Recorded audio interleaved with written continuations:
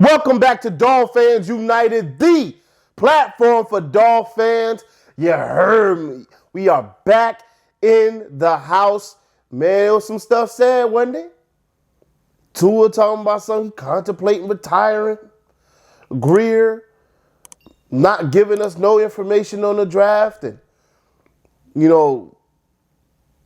saying some very unfortunate things about the right tackle position. We'll get into it. But before we do that, let's go ahead and talk about two other things. Jalen Hurts got that bag, didn't he? Hey, if Tua ball out next year, you know he ain't playing on that fifth-year option, right? Now, it's good to have it in place. Some of y'all going to be like, so why did we? It's good to have it in place. Because if you have it in place, then you could lower the cap hit on it, still have that year there, and then stretch everything else out. So still, it's good to have it in place. But he ain't playing on it. Because he going to want that. Oh, if Tua ball out next year and he play all 17 games, oh, he going to want that. Don't think Tua's going to sit here and play on this $23 million tag. Or not tag, but option. He ain't playing on that. He going to want that money right there. $255, 5 years. He's going to want all of that. Boy, it's going to hurt to have to pay that man all that money because we already know it's going to strap us somehow, some way down the line, but it don't even matter. If Tua ball out, I help him sign that check. All right? Hey, hurry up, sign that check, Mr. Ross Boss.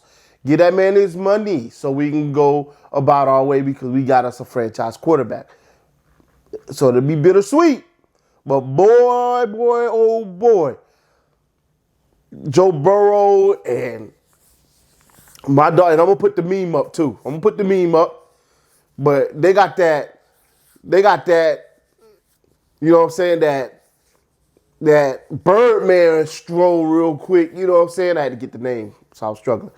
That Birdman stroll up like, boy, we about to get paid, man, because if he got that, Herbert set records, breaking Dan Marino records, and passing this and touchdowns that. Ain't made much out of it, but still, he got the yards and the stats. So he's like, man, although I haven't made no Super Bowl, I made the playoffs, and I'm a better arm talent than Hurts. And it's not like I can't run none, so I want my 255 too. And Joe Burrow's like, well, I just went to the Super Bowl 2 years ago, and I lost same way Hurts did. And I could have won the game same way Hurts could have won the game. And not only that, I went back again to the championship game before the Super Bowl and lost. Putting up all the numbers, most accurate quarterback, in my opinion, in the NFL. Right? And that's me talking. Because to me, Joe Burrow is the most accurate quarterback in the NFL. When it comes to ball placement, he's elite. Okay? All right. But anyway. He got to be like, man, look, man, I need 285. You know what I'm saying? Like, for 5 years. Same years, I need to be the highest paid quarterback because, honestly speaking, Joe Burrow deserves to be the highest paid quarterback in the league, not based on being the best quarterback, because he's not. It's Pat Mahomes. But as far as new deals, if somebody's getting a new deal, then the next person that should be the highest paid is Joe Burrow over all the other quarterbacks. Now, if you're going to really be fair about it, you're going to go back to Mahomes and make him a $60 million a year. Because that's what he deserves. Maybe even $65 million a year because that's what he deserves. Because he's that good. where Joe Burrow could say, well, if this guy's making 51, I want 55, or I want 58, somewhere around there. But Mahomes does deserve the most. But if we're giving out new deals, then Burrow needs to be looking to top what Hurts did, because he's done more than Hurts in the same amount of time. Now, what does that mean for Tua? Tua, I hope, is like, man, look, I got to get myself to that level. Because if Tua had played the whole year, he could have made an argument. He did. Missed too many games. So missing all those games, you fumble the bag, right? That's what happens. Now he done worked on his neck. You see his neck got a little stronger, right? Stronger neck, pause. And and he's been working out, upper body. Lower body's been strong already. Doing jujitsu, learning how to fall, whatever, okay? We'll see if it all works out for him, so he can rise himself to that upper echelon quarterback play and get himself the bag. I ain't going to be mad at the man, all right? Because if you find a franchise quarterback, you pay said franchise quarterback. That's just the way it all works. But now he's got to put that on the board. Like, that needs to go up on the wall. Jalen Hurts got $255 for 5 years, and today's price ain't tomorrow's price. So you already know next year, inflation and all that, everything go up. It could be 5 for Tua for 285 or 300. Because today's price ain't tomorrow's price. Yesterday's price ain't today's price. All right. So Tua got to be looking at that. I want that money next year. I don't even want them to have an option of playing me on that 5th year option. I don't want that. I want the guaranteed money. I want 185, 200 guaranteed. You better ball out for it. That's all I'm going to say. Tua, you better ball out for it. Go get your money. All right, now, moving on. Talked about that a little too long anyway. Chosen. Miami Dolphins have chosen to sign Chosen. Anyway, we did pick up Robbie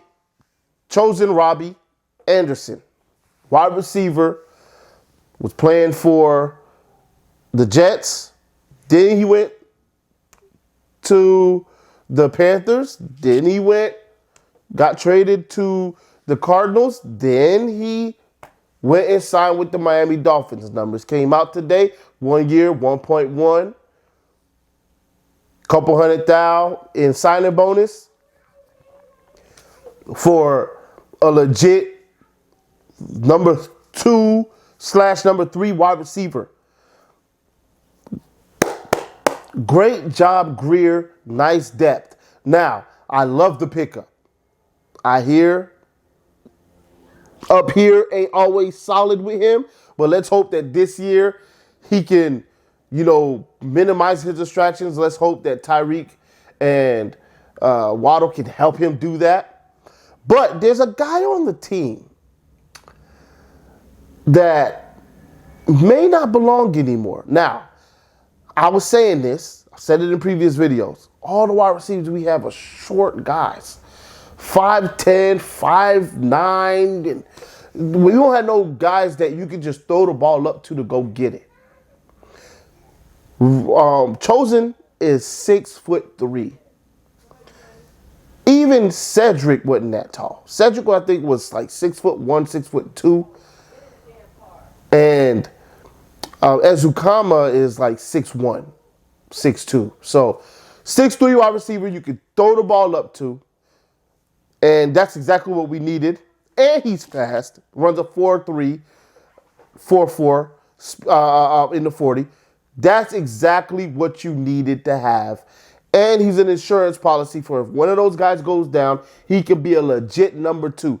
But here's the problem. We still have doggone Cedric Wilson on the team. What does it mean? Are we going to have 2 of those guys? Because they said that. Grier said that they're not necessarily shopping him, but teams are calling.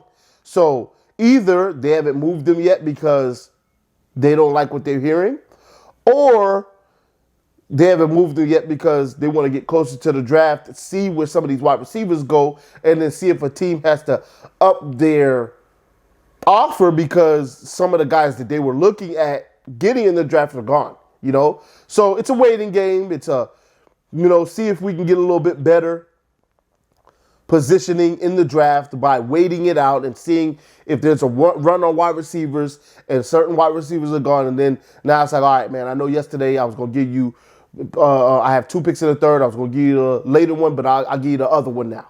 I'll give you the one that's 20 spots ahead. And then they make the trade, right? So anything like that can happen. So maybe that's why they're waiting. But it seems like he is on the clock. All right. At this point, you would think it's inevitable, but it is Chris Grier. We don't know, right? At the end of the day, they could both be in there in training camp, and they could both make the team. And then now you got Waddle and Hill, your 5'10 guys, and then you have 2'6", 2'6'3 guys who can run a little bit. I wouldn't mind that either, all right? We need to create mismatches all over the field. That wouldn't be a problem for me. Now let's go ahead and get into old Grier, why don't we? Grier didn't really say too much when it came to the draft stuff. We know he's going to fluff you. He said at the very beginning of the doggone press conference, this is the most interesting press conference where nobody says anything, right? So he knows what it is. We all know what it is. You can't read too much into a lot of the draft stuff. But there's one I'll read a little bit into.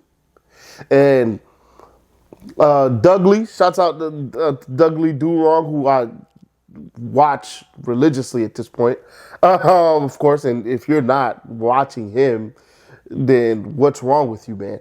But anyway, he said that he's not going to look too much into it because, maybe Grier is just, smoke screening a little bit, and maybe he's got his eye on somebody, or and he didn't necessarily say all that, but he said he's not going to look too much into it right now. But I'm going to look a little bit. And he did look a little something into it, but I'm going to look a little bit of something into it too. Chris Grier, what? You said what? You plan on starting that man at right tackle based on what you saw? Please, do me a favor. I know he was injured for most all the year.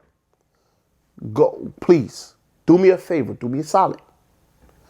Go watch him against the Texans.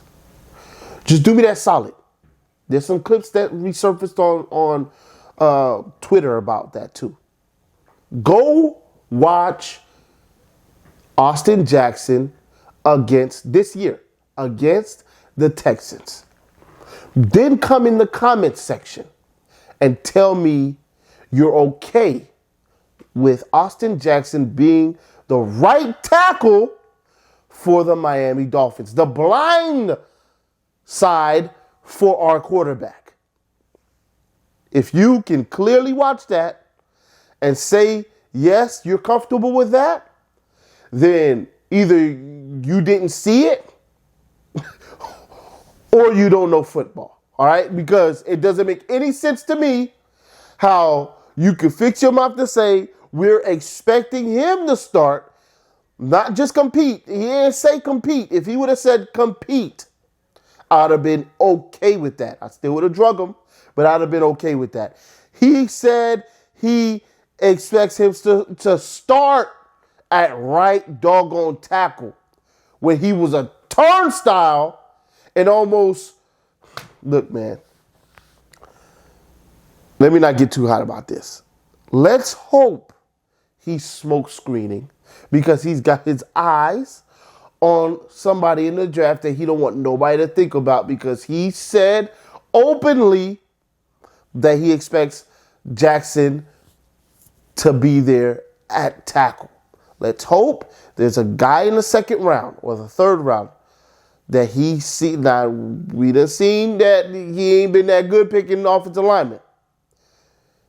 But let's hope that he is smoke screening everybody.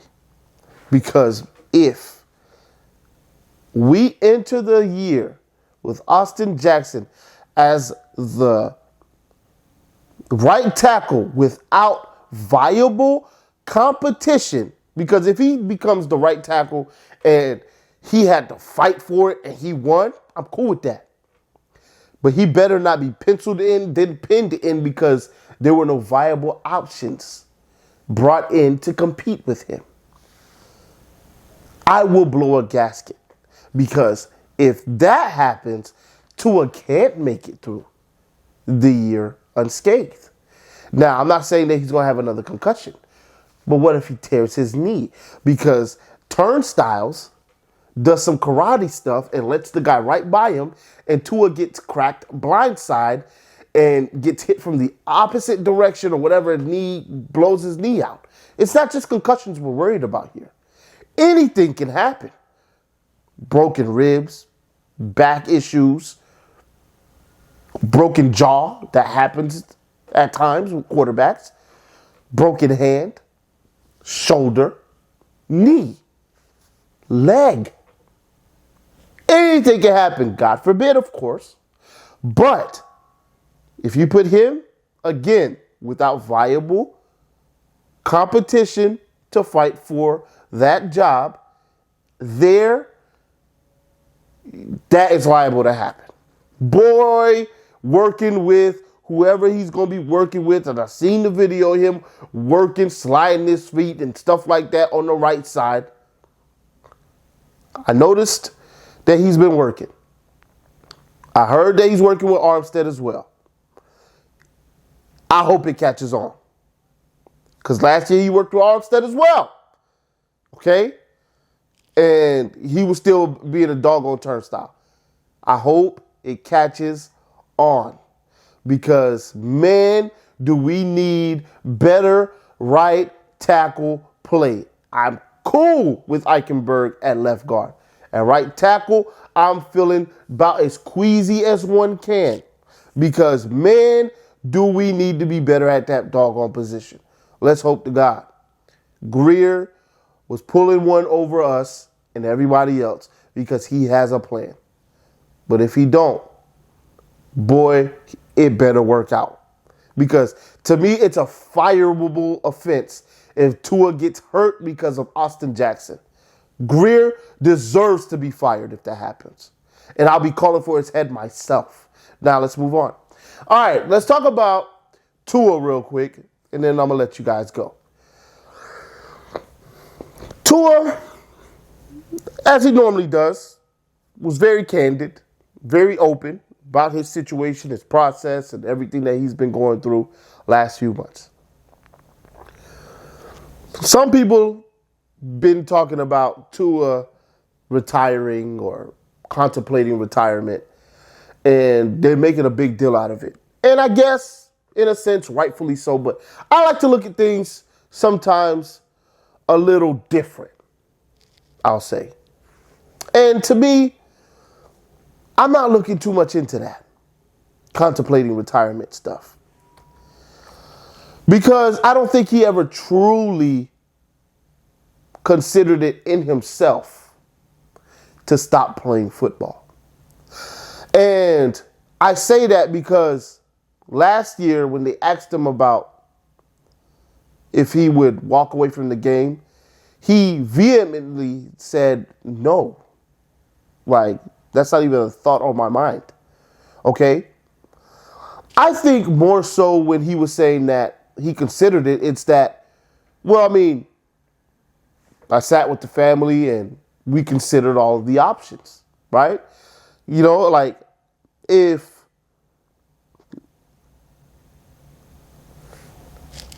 I'm being asked a question, then I'm pondering said question to give you an answer. I'm considering, right? So I'm thinking that that's more on the line where he was at.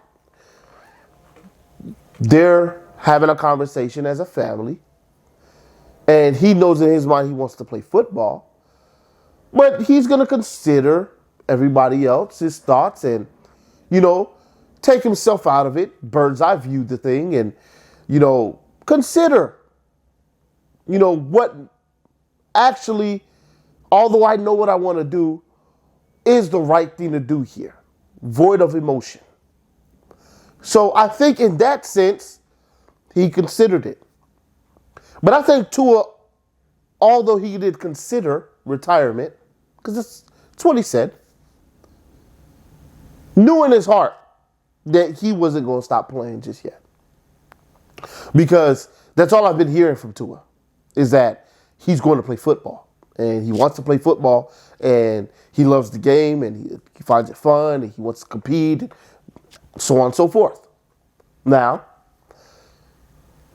some people will say, well, he has a kid and a wife now. He had a kid and a wife last year before the season started. And he had 2 concussions, and he was asked then, and he gave the answer that he wants to continue to play football. His parents talked like a month after the season was over, and they were asked, and at that time, he had already made up his mind that he wanted to play football. So it's not like it's been considered up until the last month or so. No. This was pretty early. He was like, oh no, like we're definitely playing football, because they asked him, and he was playing football. Actually, at the Super Bowl, he was already doing jiu-jitsu. So that means that things were already considered by then, right? So that's early February. So I think that in the considering, it was more so, let's look at everything. I know what I want to do, but I just want to look at everything. This is just me, right? I don't know for sure. But I'm just going to look at everything, consider, in a sense, because it's being brought up. So obviously I'm going to consider everybody's thoughts, and everybody has an opinion. So they're stating their opinions, and let's consider it. And then, at the end of the day, it's my body, and if I want to play, and I do want to play, we're going to just continue to play, as long as I'm not putting myself at risk to die, right? Considering. So I think it was more on that sense, but not on some, dang, do I really want to play this game anymore? I don't think it was that. Because if it was that, then I wouldn't even want him as my quarterback, because it's like, next hit, you know what I'm saying? It could be one hit, and it's like, bro, I don't want to play this game no more. Like, it's like, I don't really care. Like, I don't want a quarterback in there that doesn't have the fire and passion to play the game. And I don't think that was the case with Tua. I don't think that at all. I think it was more so on the health side. Am I at risk to die? No, I'm not at risk to die. Cool. I'm going to continue to play. Because obviously, first priority is to make sure he's going to be around for his wife and for his son, right? First priority. He's got to be around for those 2. So if he's not at risk to die, which they told him, you're not at risk to die, you're not at risk to CTE, I'm playing. I've considered. Plain and simple. All right? That's my take on it. Just want to make sure I slid that over to y'all real quick. Gave y'all that look at it, because a lot of people are running with this whole Tua considered retirement thing. And some people I know, I didn't hear them all, but I'm sure blowing it out of proportion, saying, they're going to be asking, well, if Tua considered retirement, does he still have the fire to, play the game? Because that's the same thing they said about Aaron Rodgers. Whoa, he was 90% retired? And that's probably why he's not a Jet yet. 90% retired?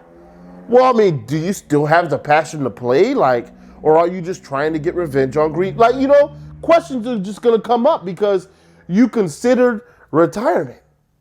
But there's 2 ways to consider it. The health way and the passion to play way. Right? Those are 2 different things. So, in Tua's case, I believe it was am I at risk to die? And if not, then I'm going to continue to play. And for Aaron Rodgers, we don't know why it was, right? Who knows? The man, who knows with him, right? But anyway, that's my take on that. I'll holler at y'all in the next one. Y'all already know what it is. Fins up till we die. I'm out.